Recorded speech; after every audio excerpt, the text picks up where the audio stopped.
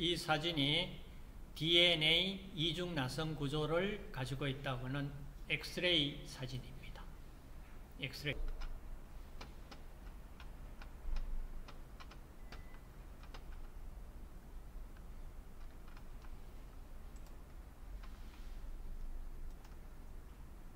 자, 이 부분이 우리가 이번에 다루려고 그러는 부분입니다. 그러면은 지금 보시면은 자, 여러분 교재 400페이지에 우리가 DNA에 우리 유전 정보가 담겨져 있다. 그리고 나서 이중 나선 가닥으로 이렇게 유전 정보를 담고 있더라. 이제 이게 밝혀지고 나서 이걸 근거로 해서 노벨상도 받고 했다 이 얘기고, 정말로 중요한 데이터를 제공했는 사람은 노벨상을 또 못 받았는 이런 비운의 과학자도 있다. 그러면 이제 이 DNA 이중 나선 구조가 크기가 어느 정도 되느냐, 여기 보면 약 2나노메타 지금 돼 있어요. 2나노메타 어느 정도인지 감이 안 오잖아. 나노메타, 나노 10억 분의 1 1메타를 10억 조각을 냈을 때 한 조각이 1나노메타다. 그럼 2나노메타 영역이다. 크기 정도. 그러면은 여기에 이제 B번이 자 뉴클레오솜에 포장된 염색질 형태의 DNA. 다시 말해서 DNA 이중 나선 구조가 결국에는 막 흩어져 있는 게 아니고 이와 같이 가닥을 이루고 뭔가가 뭐 실패에 실이 감겨지듯이 자, 이런 형태로 감겨서 존재한다. 있다. 이 얘기입니다. 자, 이렇게 해서 이 크기가 약 한 10나노메타 정도 크기. 그러면은 6개 뉴클레오솜이 다시 이렇게 뭐 1회전에 한 30나노메타 되고 이런 것들이 쭉 이렇게 연결되어 있는 복잡한 구조를 가지고 있고, 이것이 모여가지고 이렇게 루프당 한 50회 회전한 형태 이 모양이 띄고 있고, 그 다음 이 루프 18개가 완성되어 하나의 어떤 미니 밴드가 형성되고, 이 정도 크기 되면은 한 0.84 마이크로메타 정도 크기가 됩니다. 근데 실제로 우리가 핵 속에 DNA를 관찰을 할 수 있는 거는 그냥 염색을 해서 관찰이 되는 경우가 바로 이렇게 큰 수많은 미니 밴드가 겹쳐져 만들어져 있는 염색체 구조를 띄었을 때 우리가 염색을 해서 이 염색체 이런 구조를 띠고 있다 그러는 걸 우리가 볼 수 있는 정도입니다. 일반 우리가 이제 현미경으로. 그래, 나노메타 같으면은 우리가 볼 수 있는 일반 광학 현미경으로 볼 수 있는 단위는 아니야. 자, 0.84 마이크로메타 정도 같으면은 이제 확대해서 볼 수가 있는 정도인데, 나노메타 이쪽 급으로 들어가는 거는 뭐 전자현미경으로도 보일까 말까 이 정도입니다. 근데 이제 앞으로 더 미세한 부분까지 볼 수 있다면은 가능합니다. 자, 가능하고, 일단은 이중 나선 구조를 가지고 있다는 것이 1953년에 결국에는 노벨상을 받게 됩니다. 어떻게 보면 그렇게 오래되지 않았죠? 오래되지 않았잖아. 자, 그 다음 이제 우리가 이제 봐야 될 것이, 자, DNA에 유전 정보가 담겨져 있는데, 문제는 자, 4개 염기, 자, 핵산이 DNA 정보가 지금 퓨린과 피리미딘 염기들로 아데닌과 티민, 구아닌과 사이토신 짝을 이루면서 이중나선 구조를 만들었잖아. 그렇잖아, 그죠? 근데 문제는 만약에 그 유전 정보가 바뀌어버린다. 바뀌어버릴 수가 있잖아. 자, 그럴 경우가 어떤 경우가 이 핵산이 변형이 되는 경우가 나타나는 경우야. 어떤 결과를 초래할까? 우리가 한번 보자고. 자, 밑에 보시면은 사이토신, 자, 시토신 1번 아래쪽에 질소가 1번 질소, 1번 시계 방향으로 2번 CO, 키톤, 3번 질소, 4번 NH2 아민기, 5번, 6번. 자, 이렇게 되어 있을 때 사이토신에 NH2 아민기가 떨어져 나가 버렸다. 탈아미노 반응이 진행되어 버리면, 탈아미노 반응이 진행되어 버리면 사이토신이 우라실로 바뀌어 버립니다. 우라실로. 만약에 사이토신이 우라실로 바뀌어 버렸다면 어떤 문제가 발생될까요? DNA 정보가 확 바뀌어 버렸잖아. 맞죠? 원본이 바뀌어 버렸어. 원본이. 그 다음 5메칠 사이토신이 있습니다. 자, 5메칠 사이토신에서 아민기가 또 떨어져 나가 버렸어. 탈아미노 반응으로 제거가 되어 버렸어. 그럼 뭐가 되어 버리냐면 티민이 되어 버립니다. 그러니까 염기가 바뀌어 버려요. 티민이 되어 버립니다. 아, 이거 굉장히 심각한 문제가 발생됐어요. 맞죠? 자, 이런 일이 벌어졌어. 그러면 이게 어떻게, 그 다음 어떤 변화가 있을까? 어떤 변화가 일어날까? 아주 심각한 문제 변화입니다, 이거. 자, 한 예로서, 자, 지금 탈아미노 반응도 일어나고요. 탈염기 반응도 일어나고, 그 다음 또 넘어가서 여러 가지 어떤 반응들이 쭉 진행이 돼 버린다. 그러면 DNA 정보가 완전히 바뀌어 버립니다. 심각한 문제에 도달되죠. 그죠? 자, 이런 심각한 문제가 일어나지 않는다. 장담 못해요. 그래서 자, 그 변화 속도는 일반적으로 느리다. 자, 이런 변화 속도는 일반적으로 느리다. 자, 유전 정보에 영원한 변화가 생기는 DNA 구조 변경이 일어났다. 결국 돌연변입니다. 돌연변입니다. 자, 이런 돌연변이의 축적은 노화 및 발암 과정 등과 밀접한 관계가 있다는 증거가 많이 나오고 있습니다. 자, 첫 번째 탈아미노 반응 앞쪽에서 봤습니다. 자, 이 부분을, 자, 많은 염기들은 밖에 나와 있는 아미노기가 염기 바깥으로 나와 있는 아미노기를 스스로 상실할 수가 있습니다. 잃어버린다. 탈아미노 반응이 일어난다. 이 얘기입니다. 예를 들면 DNA의 사이토신은 탈아미노 작용으로 우라실이 되는 경우가 있다. 방금 보셨죠? 사이토신이 우라실로 바뀌어버렸습니다. 그러면은 만약에 아데닌과 구아닌에서도 탈아미노 현상도 사이토신 탈아미노화의 약 100분의 1 정도로 발생 확률은 낮아요.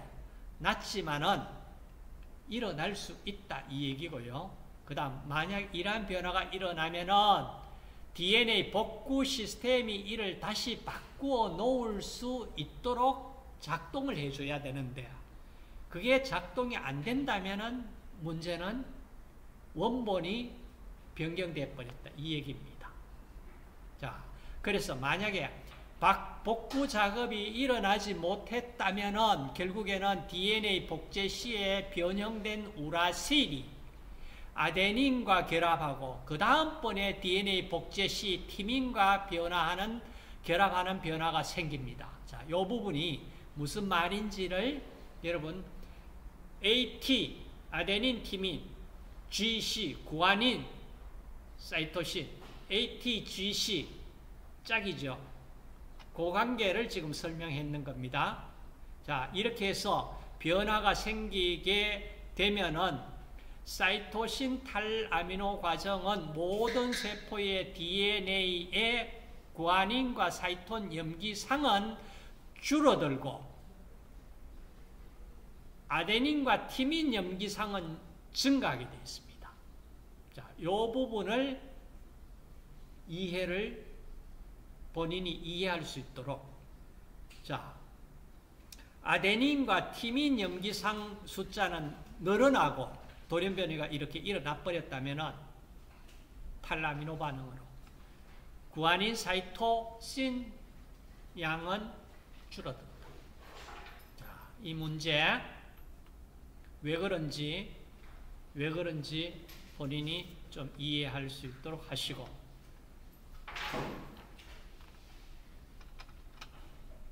자, 다음, 그럼 이제 염기, 우리가 DNA 염기를 사람이 23개 염색체를 가지고 있다. 우리 인간의 경우에 22개 하고 성염색체 하나, 23개 염색체 가지고 있다 얘기했잖아. 그 염색체 23상은 이렇게 아까 이렇게 염색체 모양 전부 다르죠? 그럼 염색체 하나에 이와 같이 DNA 염색체에 염기가 한 몇 개 정도 이중결합을 이루고 있다라고 알려져 있어요. 몇 개 정도. 우리 그 염색체 안에 그 염기 아데닌, 티민, 구아닌, 사이토신 이 염기쌍이 그 염기 한 몇 개 정도로 구성되어 있다라고 알려져 있어요. 하나에 염색체 안에 한 30억 개 돼요. 30억 개 정도 돼요. 그러면은 그 DNA 염기 서열을 분석을 해서 지금 분석이 다 돼 있어요. 그 분석이 되어 있는데 그 분석을 어떻게 해서 분석했을까에 대한 내용을 이 생어 방법에 의해 가지고 염기 서열 분석했다, 이런 방법 쭉 나옵니다. 그러니까 이런 방법을 가지고 염색체의 염기 서열을 쭉 다 분석을 해둔 자료가 인간 지놈 혹은 게놈 프로젝트, 그러면서 여러분 들어보셨죠? 그 프로젝트에 의해서 염기 서열 분석이 다 되어 있습니다. 다 되어 있어요. 그럼 이제 사람에 따라서 염기 서열은 다를 거 아니야. 사람별로 다를 거 아니야. 맞지? 그러면 사람별로 한국인에 대한 염기 서열 분석 한 몇 명 정도 데이터 가지고 있는지는 모르겠어요. 지금 계속해서 그 염기 서열, 왜 어떤 사람 보니까 자기 염기 서열 분석해가지고 앞으로 가족력도 있고 본인이 어떤 암이 발생될 위험이 있다 해가지고 유방절제 수술 미리 해버리고 이런 경우 있죠. 그 사람은 결국에는 그 염기 서열 분석 자기 거 다 해서 가지고 있다는 얘기입니다. 그래서 염기 서열 분석을 했는데 문제는 여러분 보세요. 일란성 상둥이는 염기 서열 똑같습니다. 맞죠? 그러면은 여러분들 일란성 상둥이가 염기 서열 똑같으면은 똑같이 암이 걸리고 100% 암이 걸리고 이런 결과를 보입니까? 아니에요. 문제는 염기 서열 가지고 아무리 하더라도 결국에는 그 염기 서열에서 그것이 나중에 단백질 합성을 해서 나온다 그러는 거는요, 최종 발현되는 것은요, 그 염기 서열만으로 결정되지가 않습니다. 외부 조건에 의해서 결정이 됩니다. 상당히 영향을 받습니다. 그걸 얘기해서 후생유전학이라고 얘기를 합니다. 후생. 그래서 DNA 염기 서열값만 가지고 어떻게 결론을 얘기한다는 건 굉장히 거의 현재 상태로 어렵고 불가능한 정도 얘기입니다. 그러니까 염기 서열 분석은 끝났지만은 그것이 어떤 발병과 연관시켜 가지고 되는 경우는 아직까지 많은 자료가 더 축적이 되어야 된다. 이런 상황이다. 보시고, 자, 어찌되었든지 지금 우리가 지금 얘기했는 거, 자, DNA 유전 정보를 가지고 자, 전사 카피본을 떠가지고 메신저 RNA가 핵 바깥으로 나와가지고 리보솜에서 트랜스퍼 RNA에 의해 가지고 아미노산 가지고 펩타이드 결합을 형성시키면 단백질 만들어집니다. 자, 이 과정이 지금 우리가 관심 가지고 봐야 될 부분입니다. 그럼 이제 여러분들, 자, DNA 정보를 어떻게 해서 최종 단백질 합성까지 해내느냐, 자, 이 부분을 조금 더 이제 책 내용을 보면은 너무 간단하게 되어 있어. 간단하게 되어 있어 가지고 이해하기가 좀 힘드는데, 자, 우선 DNA 복제 페이지가 414페이지 한번 열어보세요. 자, 414페이지에 자, DNA 두 가닥이 일단 두 가닥이 붙어 있으면 안 돼. 복제 시작하려고 그러면 이렇게 간격이 있어가지고 벌어져야 돼. 그러면서 자, 3', 5', DNA 5', 3' 짝이 있는데 메신저 RNA가 복제되는 것은 5'에서 3'으로, 5'에서 3'으로 복제됩니다. 자, 복제됐다. 그럼 복제해가지고, 자, 여기에 보시면은 그림이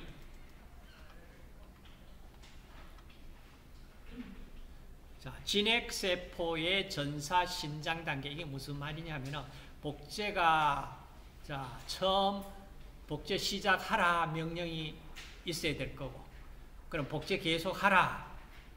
계속 끝까지 하면은 안 되잖아. 끝내는 지점이 있어야 되잖아. 그래서 복제를 멈춰라. 종결해라. 시작, 계속 복제하고 끝에 스탑 하는 신호가 들어가야 됩니다. 그 신호에 의해 가지고 자, DNA 보세요. 이중 가닥이 이렇게 사이가 벌어져야만 복제될 거 아니야. RNA 복제된 가닥이 자, 이렇게 5'에서 3'으로 이렇게 계속 복제되어 가지고 나옵니다. 자, 이 과정을 지금 이제 설명한 그림이에요. 자, 그림인데 그다음 문제는 자, 복제를 만약에 우리가 아까 얘기했듯이 뭡니까? 여기에 뭐 신호가 합성 시작해라, 계속해라, 끝마쳐라 신호가 들어가야 되잖아. 그 신호가 지금 얘기하는 자, 여기에 공통적인 유전 암호 그러면서 개시, 그냥 복제 개시하라, 시작하라 신호가 자, 이건 좀 기억합시다. AUG입니다. 아데닌 첫 번째 자, 아데닌, 우라실, 구아닌. 지금 얘기했을 때 이거는 뭡니까? 메신저 RNA가 이제 우라실이 들어있는 거 보니까 메신저 RNA잖아. 그죠? 메신저 RNA가 AUG 이렇게 나오면은 단백질 합성 시작하라. 출발점이다. 이 얘기입니다. 그리고 계속 진행해라. 그리고 나서 끝마쳐라. 끝마쳐라 신호가 여기 정지 그러는 거 나오죠. 정지. 자, 정지. 첫 번째 우라실, 그 다음 두 번째 아데닌, 세 번째 아데닌. 그러니까 UAA 정지하라 신호예요. UAG, UGA 이거는 단백질 합성 끝내라 신호입니다. 자, 그러면은 합성 개식 신호 AUG 끝내는 신호 자 UAA, UAG, UGA 이 정도 이름은 우리가 들어봤다 생각을 하시고, 그럼 이제 여기 보세요. 첫 번째 우라실 3개가 나왔다면은 아미노산, 페닐알라닌 아미노산 가지고 와서 단백질 펩타이드 결합 만들어라. 이런 신호입니다. 그러니까 이런 신호로 이해해가지고 단백질 합성이 이루어진다. 자, 그러면 이제 최종적으로 단백질 합성 다 됐어요. 다 되고 나서 그 단백질의 어떤 화학적 변화 과정을 거쳐가지고 그 역할을 할 수 있도록 내보내야 됩니다. 그래서 자, 이 부분이 어떻게 되었냐? 자, 화학적 변화 과정. 자, 효소적 역할 또는 구조적 역할을 하는 단백질들은 합성된 후 다양한 화학적 그룹들의 결합으로 활성을 갖거나 활성을 잃어버리게 된다. 그래 쉽게 얘기해가지고 단백질 합성을 하기는 했는데 이것이 시원찮다. 잘못 합성됐다. 이거 나가면 곤란하겠다. 이러면은 활성을 잃어버리기도 하고 이제 활성을 갖게 해가지고 보낼 수도 있습니다. 그 과정이 지금 얘기하는 인산화, 당화, 수산화 그 이외의 변화를 줘가지고 단백질이 우리가 만들었다고 해가지고 100% 양품만 만드는 경우가 아니거든. 불량품도 나옵니다. 그런 것들은 없애줍니다. 없애주지 않으면 상당히 문제가 발생돼요.